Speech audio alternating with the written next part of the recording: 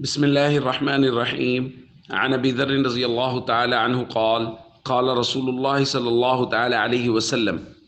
من كشف سترا فأدخل بصره في البيت قبل أن يؤذن له فرأى عورة أهله فقد أتى حدا لا يحل له أن يأتيه. الحدیث رواہ الترمذی۔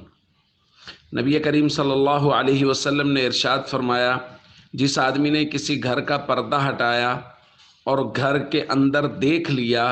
اجازت لینے سے پہلے، اور اس کی نظر پڑ گئی گھر کی خواتین میں سے کسی خاتون پر، تو اس نے ایسا کام کیا ہے جو کام کرنا اس کے لیے حلال نہیں تھا۔ دوستو، بغیر اجازت کے کسی کے گھر کی طرف دیکھنا، پردہ ہٹا کے دیکھنا، شریعت نے اس سے بہت سختی سے منع کیا ہے۔ یہاں تک کہ اللہ کے نبی صلی اللہ علیہ وسلم نے فرمایا،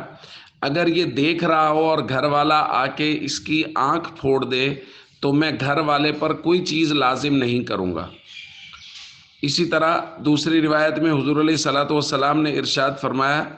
انما جعل الاستئذان من اجل البصر، اجازت تو اسی لیے